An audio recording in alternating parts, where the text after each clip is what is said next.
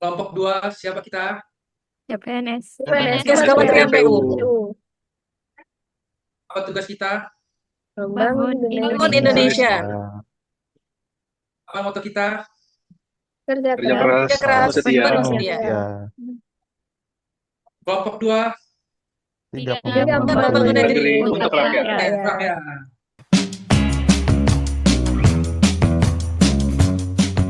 Oke, baik. Sebelumnya, Assalamualaikum warahmatullahi wabarakatuh. Shalom, Om Swastiastu, Namo Buddhaya, salam kebajikan. Perkenalkan kami di sini dari kelompok 2, Latsar Batch 4, BPKOM 3 Jakarta, tahun anggaran 2000. Di sini kami ingin mencoba memaparkan ya terkait dengan optimalisasi penggunaan TNDE atau e-office di Kementerian Pekerjaan Umum. Nah, sebelumnya mungkin perkenalan anggota terlebih dahulu ya. Yang pertama di sini ada Mbak Febi Arumukti, kemudian juga ada Mas Franciscus Samuel, kemudian ada Mas Harfil Azan, kemudian ada Kak Hervindi Resta, kemudian ada saya sendiri, Hildar Stuyansa, dan selanjutnya ada Kak Suraya Nabila, dan yang terakhir ada Kak Uzda Zahrias. Nah, mungkin bisa langsung ke slide selanjutnya. Nah, Nah, di sini terkait TNDE, apa sih itu TNDE? TNDE di sini adalah Tata Naskah Dinas Elektronik, di mana merupakan sistem e-office yang dipakai untuk mengelola tata naskah dinas secara elektronik yang bertujuan untuk mewujudkan pemerintah berbasis elektronik. Nah, ini hadir sebagai inovasi penting dalam mendukung efisiensi administrasi dan pelayanan di Kementerian Pekerjaan Umum. Meski demikian, penerapan di lapangan menunjukkan masih terdapat beberapa isu yang perlu dicermati agar tujuan percepatan birokrasi digital dapat tercapai. Selanjutnya bisa disampaikan oleh Kak Feby.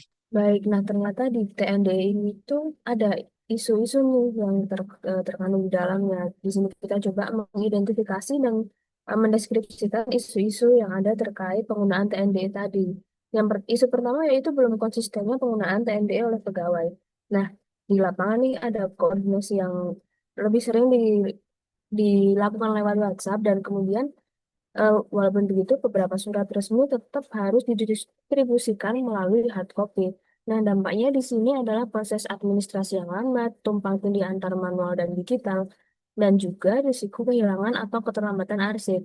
Nah, keterkaitannya tuh dengan manajemen Smart ASN adalah belum konsistennya penggunaan TNDE menunjukkan perlunya peningkatan disiplin digital dalam mendukung Smart ASN serta penguatan tata kelola kerja yang efektif melalui manajemen ASN. Isu yang kedua yang kita temukan adalah keterbatasan infrastruktur seperti server dan jaringan internet. Nah, di lapangan ini ternyata masih terdapat kantor yang jaringan internetnya itu belum stabil, sehingga menyebabkan akses TNB sering terlambat, error ataupun ada error di jam-jam sibuk gitu ya. Nah, itu dampaknya adalah proses unggah atau unduhnya dokumen juga terhambat. Keterkaitan dengan manajemen dan smart ASN adalah keterbatasan infrastruktur seperti server dan jaringan internet itu menjadi penghambat optimalisasi transformasi digital nih. Nah, kemudian isu yang ketiga adalah kurangnya pemahaman fitur pada TNDE. Nah, data di lapangan adalah sebagian pegawai yang senior-senior ini terutama ya lebih nyaman dengan pola kerja manual. Nah, kemudian apa nih dampaknya? Dampaknya itu alur kerja tidak seragam dan memperlambat transformasi digital. Nah, keterkaitannya dengan manajemen dan smart ASN adalah kurangnya pemahaman fitur TNBE oleh sebagian pegawai menandakan tantangan dalam mewujudkan smart ASN dan manajemen ASN yang lebih modern sehingga diperlukan sikap adaptif sesuai dengan nilai berakhlak. Oke, boleh dilanjutin sama teman-teman yang lain? Selanjutnya dari isu-isu tersebut, kita melakukan penapisan isu untuk menentukan isu utama yang kita pilih. Metode yang kita gunakan adalah UI, yaitu uh, ar- kita menilai urgensi, urgentness, dan juga growth-nya. Dari metode tersebut, kita menemukan bahwa isu utama yang kita pilih adalah isu yang pertama, yaitu belum konsistennya penggunaan TDE oleh pegawai. Karena dari observasi kita, tingkat urgensinya itu cukup mendesak dengan skor 4, Lalu untuk seriousness-nya itu kita mendapatkan skor 5, yaitu berarti maknanya sangat besar, dan juga untuk growth-nya itu mendapat nilai 4, yaitu bisa diarah cepat membesar jika tidak ditangani. Jadi, isu belum konsistennya penggunaan TND oleh pegawai ini ditetapkan sebagai core issue dikarenakan memiliki tingkat urgensi, dampak, dan potensi pengembangan yang paling tinggi dibandingkan isu lainnya. Jika tidak segera dipenuhi, hal ini akan menghambat efektivitas digitalisasi administrasi, menurunkan kinerja organisasi, serta dapat mengurangi manfaat penerapan TNDE. Oke, selanjutnya saya akan membahas tentang analisis isunya menggunakan metode Fishbone. Di sini masalah utamanya yaitu belum konsistennya penggunaan TND oleh pegawai. Dan di metode Fishbone ini terkait penyebab-penyebabnya ada dari yang pertama dari material dulu nih, yaitu pelatihan TND belum mendapat semua pegawai, akses internet tidak merata, dan materi sosialisasi belum sampai optimalisasi. Kemudian yang penyebab kedua ada dari men. Nah, ini yang pertama ada pegawai belum terbiasa dengan cara manual, selanjutnya adalah kurangnya motivasi dan disiplin ke sistem digital. Kemudian penyebab selanjutnya ada dari mesin, yaitu sistem TND kadang-kadang error, kemudian integrasi aplikasi internal masih terbatas, dan juga beberapa fitur TND kurang user friendly. Dan yang terakhir dari penyebab metode, yaitu budaya kerja lama dan pimpinan tidak selalu menekankan penggunaan TND dalam aktivitas harian.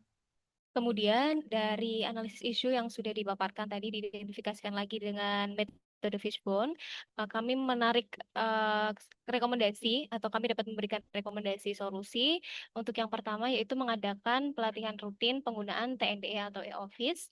Kemudian yang kedua, meningkatkan infrastruktur jaringan dan server. Yang ketiga yaitu mengintegrasikan SOP dan juga aturan kerja dengan TNDE atau e-office. Yang keempat, memonitoring pemanfaatan aplikasi secara berkala. Kemudian yang terakhir yaitu memberikan reward bagi unit organisasi dengan tingkat pemanfaatan TNDE atau e-office terbaik. Selanjutnya itu nilai manajemen dan ASN dan Smart ASN ini menjadi dasar dalam optimalisasi penggunaan TNDE. ASN harus adaptif dengan perkembangan digital, harmonis dalam kolaborasi lintas unit, serta akuntabel dalam setiap dokumen dan proses administrasi. Kompetensi ditingkatkan melalui pelatihan agar kerja lebih efektif, efisien, dan berkualitas. Loyalitas tercermin dari dukungan penuh terhadap kebijakan digitalisasi Kementerian PU. Dengan prinsip Smart ASN, pegawai dituntut profesional, berbasis teknologi, dan responsif terhadap kebutuhan organisasi maupun masyarakat. Oke, yang terakhir kesimpulan. Kesimpulan yang kelompok kami ambil yaitu belum konsistennya penggunaan TNDE. Keterbatasan infrastruktur, serta kurangnya pemahaman fitur menunjukkan adanya hambatan dalam penerapan Smart ASN dan manajemen ASN. Tantangan tersebut menuntut aparatur untuk lebih adaptif, meningkatkan literasi digital, dan memperkuat budaya kerja berakhlak. Dengan perbaikan berkelanjutan, Smart ASN dan manajemen ASN dapat terwujud secara optimal untuk mendukung pelayanan publik yang efektif dan berkualitas. Baik, mungkin itu saja pemaparan dari kelompok kami. Sekian dan terima kasih. Assalamualaikum warahmatullahi wabarakatuh.